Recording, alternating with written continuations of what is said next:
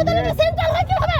গণ তো বাসা থেকে বের হয় না 17 তারিখের পরে আসছে, এখন নেতা হইতে সবাই না, নেতা আসবে সবাই হাত আগে উপরে। আপনারা কি বৈষম্য শিকার হচ্ছে? আমার কথা হচ্ছে দাবি কেন সেন্ট্রাল হোল্ড করবে?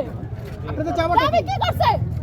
মধুর ক্যান্টিনে হয়েছিল আন্দোলন, আমাদের রাস্তায় আমাদের পিছনে দাঁড়িয়েছিল মহানগরের ড্যামরা, যাত্রাবাড়ি, স্টাফ কোয়ার্টার থেকে শুরু করে উত্তরা, বনশ্রী, রামপুরা, বসুন্ধরা, বীরপুর এসব জায়গায় আন্দোলন হয়েছে। কাজের সময় কেউ নাই, মাঠে কয়জন নেমে কাজ করছে, মানুষের তো গাড়ি গাড়ি কেন করতেছে? ওরা মাঠে 2 দিন নামছে, ওদের মধ্যে যারা মাঠে নামে তাদের নাম বাদ দিয়ে দিছে মাঠে নামে দেখে।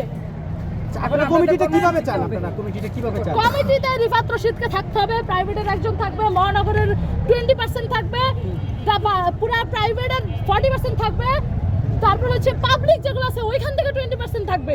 প্রত্যেকটা জায়গার স্টেক হোল্ড হতে হবে। আপনারা কি পূর্বেই প্রস্তাবটি তাকে দিয়েছিলেন? তারা আমাদের সাথে বসেই নেই, এটা তো হঠাৎ করে ওরাই তারা তাদের মতো সব করছে। আচ্ছা, আমরা যখন খবর পাইছি, অবশ্যই এটা দাবিয়ানদের বৈষম্য, এটা বা বৈষম্য বিরোধীর বৈষম্য না, এটা দাবিয়ানদের বৈষম্য। স্পষ্ট বলে দিতে চাই, এর পিছনে আপু জানতে চাই ছোট করে এর পিছনে কোনো চক্রান্ত আছে কিনা? সেটা তো তারা জানে, তাদেরকে জিজ্ঞেস করবেন। দাবিয়ান যারা এইসব গেম খেলছে তাদেরকে জিজ্ঞেস করবেন তাদের চক্রান্তকে। ভিতরে এখনো বসে আসছে, তারা পারতো না বের হয়ে আমাদের সাথে কথা বলার, তারা পারতো না আমাদেরকে ডেকে ভিতরে নেওয়ার, তারা ভিতরে সুন্দর করে চতুর্দিকে ব্যারিকেড দিয়ে বসে আছে। কেন ভাই এত ভয় পান কেন? রাজপথের না সৈনিক?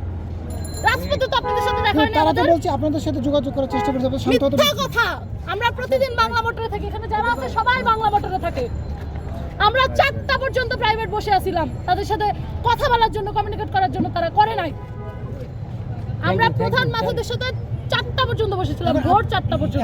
এখন আপনারা কি দাবিতে থাকবেন নাকি আপনারা চলে যাবেন? কিভাবে কি করবেন? এইখানে কোনো ধরনের কমিটি ঘোষণা হইতে পারবে না। আর ওই কমিটি ঘোষণা হইলে আমরা প্রাইভেট, পাবলিক, মহানগর, 7 কলেজকে ওইটা মানি না, মানবো না। ওকে, আপনার নামটা কি বলবেন? শাহজাদি ফারান্না কথা, ইস্ট ওয়েস্ট ইউনিভার্সিটি বেসরকারি বিশ্ববিদ্যালয় যুগ্ম আহ্বায়ক। ধন্যবাদ। দর্শক, আমরা